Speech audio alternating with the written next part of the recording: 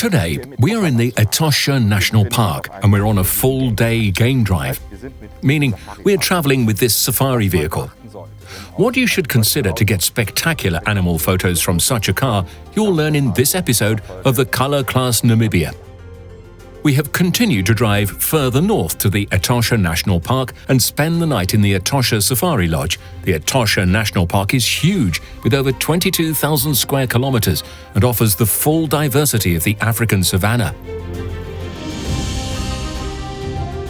The natural and artificial waterholes offer particularly good chances of seeing the wild animals.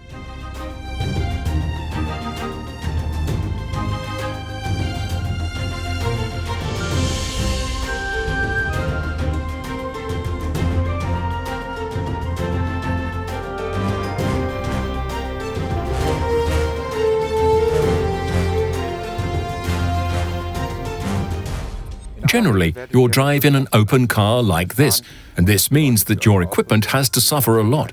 They only drive 60 kilometers per hour, but the windshield actually protects, if at all, the driver. And you sit in the middle of all the dust and dirt. Because these are only gravel roads here, you have to protect your equipment. Many of you have such rain covers in your photo bags or as built-in accessories. They not only help wonderfully against rain, but also against dust. So I advise you to take them with you. And when it gets dusty, use them, though it's not raining. No matter how carefully you handle your equipment under these conditions here on the gravel roads, you'll have sensor dust sooner or later. Therefore, take an air blower with you so that you can simply clean your sensor in the evening at the lodge. Just blow over everything a little, and then you have a lot less work to stamp all the dust out of the photos afterwards. Especially in such dusty countries as Namibia, I would always advise you to take a wet cleaning kit with you if you dare to use it, because with this, you will definitely get the sensor clean again. Another tip from us. Just don't let bad weather and suboptimal conditions hold you back. On our first game drive, we were surprised by a dust storm. This is not really pleasant for people and equipment, but under these conditions, we took photos that are not the everyday usual stuff. That is why it is necessary to grit your teeth, stay on course, and make the best of the situation.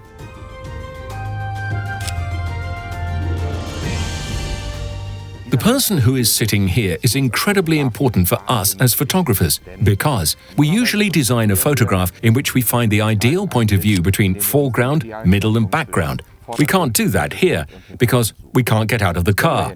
Depending on what motives we have, we don't want that at all because next to such a big lion, I prefer to stay in the car myself. However, in order for us to be able to really craft pictures and not just click away, we have to tell the person sitting here what to do. He finds the animals for us. He knows his way around blindly. He already sees the animals when we have no idea what it is. But of course, he doesn't know what your photo should look like, and you have to tell him that. So, talk to your drivers. They know their way around. They're friendly, and they want to make your day perfect. And to let them do that, you have to tell them what you want from them.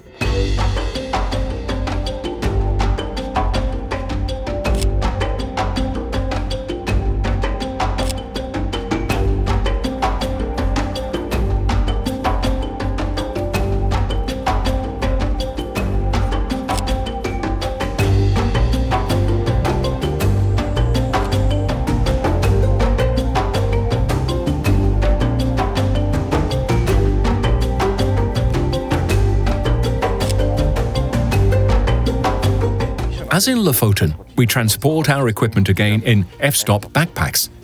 You probably won't be lucky like us to be sitting on a game drive car all by yourself.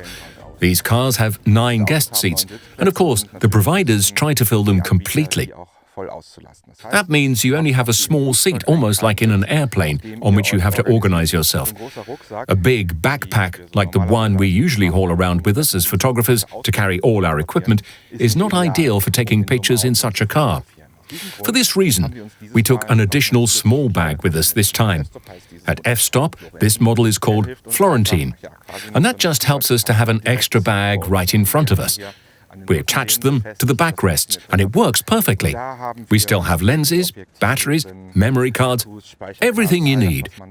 And so we can slim down our equipment to the bare minimum, have it packaged well and securely, and always at hand.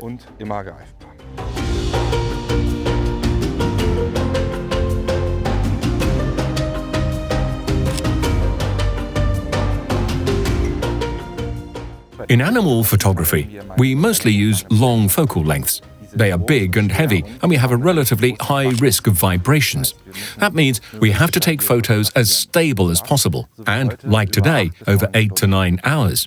In such situations, it can be a great advantage to have a monopod. Many of you have that, and may not even know that you have one.